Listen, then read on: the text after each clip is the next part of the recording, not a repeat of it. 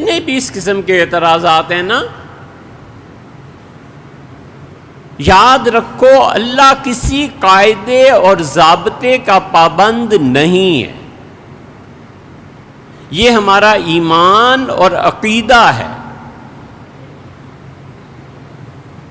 حضور اقدس صلی اللہ علیہ وسلم نے فرمایا کہ حضرت موسیٰ علیہ السلام کی آدم علیہ السلام سے ملاقات ہو گئی، تو انہوں نے کہا ابا وہ کیا ضرورت تھی جنت میں وہ چیز کھانے کی، دیکھیں نا آپ کی وجہ سے دنیا میں آ گئے،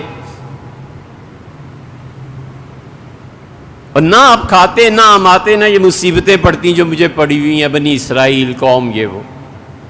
انہوں نے کہا میرے بیٹے، اللہ نے آدم کو یعنی مجھے پیدا کرنے سے بھی 50,000 سال پہلے ہی لکھ دیا تھا کہ میں یہ کھاؤں گا، تو میں تیرے پروردگار کی تحریر سے کب بھاگ سکتا تھا؟ موسیٰ حیران ہوئے اور چپ ہو گئے۔ حضور صلی اللہ علیہ وسلم نے خوشی کا 2 مرتبہ اظہار میں آپ نے فرمایا دیکھا پھر باپ نے بیٹے کو ہرا دیا، دیکھا پھر آدم کے سامنے وہ موسیٰ جھک گئے۔ ہم کہتے ہیں ہمارا یہ عقیدہ ہے کہ اللہ کسی قانون اور ضابطے کا پابند نہیں ہے۔ ہمارا یہی پہنچ کے اختلاف ہوتا ہے معتزلہ سے اور شیعہ سے۔ اہل تشیع کہتے ہیں کہ خدا کے ذمے یہ چیز ضروری ہے کہ ایسا کام کرے جس سے خلق کو فائدہ ہو۔ ہم کہتے ہیں کوئی خدا کے ذمے ضروری ہے ہی نہیں، سارے مقدسین نمازی پرہیزگار اٹھا کر جہنم میں ڈال دے، اس کا حق بنتا ہے، وہ پروردگار ہے، اور سارے فرعون اور نمرود بخشے جائیں، جنت میں جائیں، کوئی کسی کا حق نہیں ہے کہ اللہ سے پوچھے یہ کیا کیا۔ اللہ جو چاہے سو کرے، اس لیے قرآن میں وہ کہتا ہے کہ یحکم ما یرید، لوگو اللہ جو چاہے سو حکم دے، اور اسی لیے دوسری جگہ کہتا ہے لا یسأل عما یفعل، ہم جو چاہیں سو کام کریں، کوئی ہم سے نہیں پوچھ سکتا۔ وہ یسألون، ہم تم سے پوچھیں گے قیامت میں کہ کیا کر کے آئے۔ اس لیے یہ اصول اور عقیدے کا اختلاف ہے معتزلہ اور اہل تشیع کا اور اہل سنت کا۔ ہم کہتے ہیں خدا کے ذمے کوئی چیز ضروری نہیں ہے۔ ملحد سے کوئی پوچھے کہ تم یہ جو مثالیں قرآن سے لا رہے ہو، تم یہی چاہتے ہو نا کہ خدا وہ کام کرے جو مخلوق کے فائدے کا ہو۔ خدا کو چاہیے تھا کہ نوح علیہ السلام کے بیٹے کو بچا لیتے، اور خدا کو چاہیے تھا کہ یوسف علیہ السلام کے بھائی کو ان کے پاس رکھنے کے لیے اسے کچھ نہ بتاتے، کوئی اور مسئلہ ہو جاتا۔ تم سب یہ چاہتے ہو کہ خدا اس کا پابند رہے، کتنی چیزوں کا پابند رہے۔ پابندی ہوتی ہے ہمیشہ جلب منفعت میں کہ نفع پہنچے۔ بادشاہ اسی لیے کرتے ہیں کہ نفع پہنچے، ڈیم بنا دو، لوگوں میں نفع پہنچے، ووٹ ملیں، بادشاہت قائم رہے، یا دفع مضرت کے لیے کہ نقصان دور ہو۔ بھئی یہ نقصان ہو گیا تو پبلک اٹھ کھڑی ہوگی، مہنگائی ہوگی تو لوگ اٹھ کھڑے ہوں گے۔ اور کبھی ہوتی ہے مصلحت کے لیے، کبھی پبلک کو نفع پہنچانا، کبھی انہیں نقصان سے ہٹانا، کبھی مصلحت کے تحت یہ کرنا پڑتا ہے کہ بیٹے کو تھپڑ شہزادے کو پڑ گیا کہ لوگوں پہ روب قائم ہو کہ اپنی اولاد کو جو نہیں چھوڑتا ہمیں کہاں چھوڑے گا۔ اللہ کو کوئی ضرورت نہیں ہے کہ کسی کے نفع کا محتاج ہو، والعیاذ باللہ۔ من نہ کردم خلق تاجود معروم نے مثنوی میں اس عقیدے کو بیان کیا ہے۔ مثنوی آپ پڑھتے نہیں، ابن عربی کو آپ پڑھتے نہیں، ابو علی سینا کو آپ نہیں پڑھتے، رازی جیسے آدمی کو آپ نہیں پڑھتے۔ آپ بتائیے نا کیا کریں، کہاں جائیں؟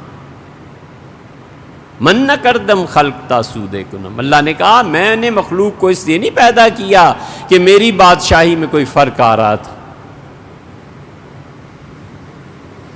میرے چھنے سے مکھن بہ رہا تھا۔ من نہ کردم خلق تاسود کنم، میں نے اس لیے پیدا ہی نہیں کیا کہ لوگ میری بادشاہی کو کوئی ٹیک دیں گے، بلکہ تابر بندگاں جودے کنم، میں نے اس لیے پیدا کیا لوگ دیکھیں شہنشاہیت کیا ہوتی ہے، لوگ دیکھیں مجھے پہچانیں کہ میں کس قدر ان پر مہربانیاں کرنے والا ہوں۔ دفع مضرت خدا کے یہاں کوئی مسئلہ نہیں ہے کہ کوئی نقصان ہو. خدا کا کیا نقصان ہونا ہے؟ جب نہیں تھی مخلوق، کچھ بھی نہیں تھا، حتیٰ کہ ٹائم بھی نہیں تھا، کیونکہ ٹائم بھی لمٹس میں ہے نا، کبھی تو شروع ہوا ہے اور کبھی نہ بھی آگے کو ختم ہو، لیکن لمٹس تو ہیں. وہ خدائی کیا ہے جو مجبوریوں میں ہو کہ پہلے وقت تھا پھر خدا ولیعذ باللہ خدا پیدا ہوا. اور کوئی مصلحت، اللہ کو کیا مصلحت کی پڑی ہے؟ وہ کہتا ہے یرسل علیکما شواظ من نار، اور ہم تم دونوں پہ، انسانوں اور جنات پر آگ کے شعلے چھوڑیں گے جہنم میں. فلا تنتصران، آخر پہ کہتا ہے کسی کو مدد کے لیے نہیں پکار سکو گے.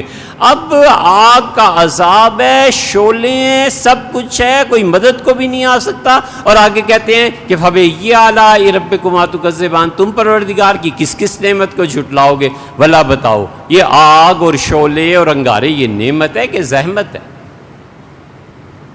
یہ ہمارے عقیدے کی بنیاد ہے. ہم کہتے ہیں اللہ کو کسی کے نفع کی ضرورت نہیں ہے، اللہ کو کسی نقصان سے نہیں بچنا، اللہ کو کوئی مصلحت نہیں. یفعل اللہ ما یشاء، اللہ جو چاہے سو کرے اور اللہ جو چاہے سو کہے. یحکم ما یرید، ساری کائنات اللہ کی مشیت کے تحت چلتی ہے. مشیت کا مطلب ہے چاہنا، انشاء اللہ، اگر اللہ نے چاہا. یہ پوری کائنات اللہ کے چاہنے سے چلتی ہے، بس اس کے علاوہ کچھ نہیں. یہ ہمارا عقیدہ ہے. اللہ چاہے کہ چھوٹے بچے کو نمونیے اور چیچک میں مبتلا کر کے موت دے دے، یہ اس کا ارادہ ہے. ہم کچھ نہیں کہہ سکتے سوائے اس کے کہ پروردگار آپ بہتر جانتے ہیں، آپ مالک و مولا. وہ چاہے تو بنایا کاروبار برباد کر کے رکھ دے، صرف اس کا چاہنا ہے، اسے کوئی پرواہ نہیں ہے کہ اس سے 10 گھر اجڑتے ہیں کہ 100 گھر اجڑتے ہیں. کوئی مصلحت سمجھ میں آئے یا نہ آئے، اس نے کہا ہے کہ پہاڑ اس شہر پہ پھیر دینا ہے اور سب مر جاؤ، جو چاہے سو کر. وہ کسی کا محتاج نہیں ہے. اور ان لوگوں کو اہل تشیع کہتے ہیں کہ خدا کا چاہنا کافی نہیں ہے، پبلک کا خیال رکھنا ہے، یہ کرنا ہے، اللہ پہ یہ چیز واجب ہے کہ وہ کام کرے جس سے خلق خدا کو نفع ہو.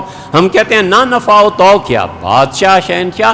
اصل بات کیا ہے؟ آخری بات آپ سے عرض کریں، یہ جتنے ملحد ہیں اور اہل تشیع کا عقیدہ ہے، یہ خدا کو قانون کا پابند کرنا چاہتے ہیں. تو جب خدا خود قانون کا پابند ہو جائے گا تو وہ خدا کس دن کے لیے رہا؟ اس کے اختیار میں فرق نہیں پڑا. خدا مضبوط ہو گیا نا، ضابطے اور قاعدے کے تحت آ گیا نا. ہم کہتے ہیں ضابطہ اور قاعدہ اور قانون وہ خود بناتا ہے، جو چاہے سو کرے. اس سے قانون خود بنایا یوسف علیہ السلام کے بھائی کو رکھنے کے لیے، کون پوچھتا؟ کچھ نہیں. اللہ جو چاہے سو کرے. اللہ کی بادشاہیت کے سامنے بندے کا کام کیا ہے؟ ہم کہتے ہیں ہمارا عقیدہ ہے بندگی یہ ہے کہ ہم سر جھکا دیں. محبت ہے ماں سے، باپ سے، فلاں سے، موت کا وقت آ گیا، ابھی اتنے دن اور ٹھہر جاتے، اتنے دن اور ٹھہر جاتے. کچھ نہیں. اللہ آپ نے جو کیا سو برحق ہے، میں آپ کا بندہ ہوں.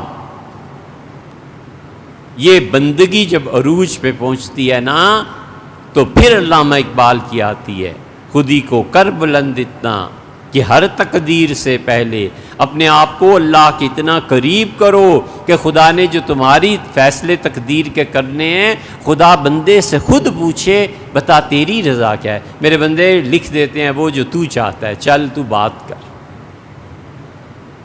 اور خدا کو پابند کر کے اللہ کے اس قانون ہی کو توڑتے ہیں کہ خدا اپنے بندوں سے نہ پوچھے، اور وہ پوچھتا ہے. ہمارے ایک استاد تھے اور بہت بڑا کام ایک کر رہے تھے، کتاب لکھ رہے تھے. تو مدینہ منورہ میں اچانک نظر پڑی، تو حال احوال کے بعد ہم نے کہا حضرت وہ کتاب کا کیا ہوا؟ فرمایا فلاں مقام نہیں یہ. اور پھر فرمایا 2 سال مانگے ہیں. فرما رہے تھے کہ بس اب آ جاؤ، تو میں نے کہا 2 سال مجھے دے دیں، یہ کتاب پوری کر لوں۔ تو فرشتے آئے اور انہوں نے مجھے آ کے کہا کہ 2 سال دے دیے ہیں، جلدی کام کرو۔ یہ ہمارے ساتھ کا واقعہ ہے، کوئی وجہ نہیں ہے کہ ہم مسجد اور جمعہ اور ممبر پہ جھوٹ بولیں ولیعذ باللہ۔ تو کہا 2 سال مل گئے۔ ایسی بہت چیزیں ملیں گی۔ ہمارا کام بندگی ہے، ہم پابند ہیں، خدا پابند نہیں ہے۔ خدا کو اگر پابند کرو گے تو پھر خدا ہی نہیں رہے گا۔ وہ خدا کیا ہے جس کو پابند کرنا ہے؟ وہ خدا کیا ہے جسے قید میں لانا ہے؟ زمانے کی قید، جگہ کی قید، مصلحت کی قید، کسی کا نقصان نہ ہو جائے اس کا خیال کرنا، اور سب کو نفع پہنچے اس کا خیال کرنا۔ اگر یہی کچھ کرنا ہوتا کہ اکثریت کا نفع دیکھیں اور اقلیت کا نقصان ہوتا رہے تو پھر بات اور ہو جاتی۔ اس لیے جن بچوں نے یہ سوالات بھیجے ہیں یہ سارے علم کلام سے تعلق رکھتے ہیں۔ اگر اللہ تعالیٰ کو منظور ہوا تو انشاءاللہ اس بات کو کچھ اور بڑھائیں۔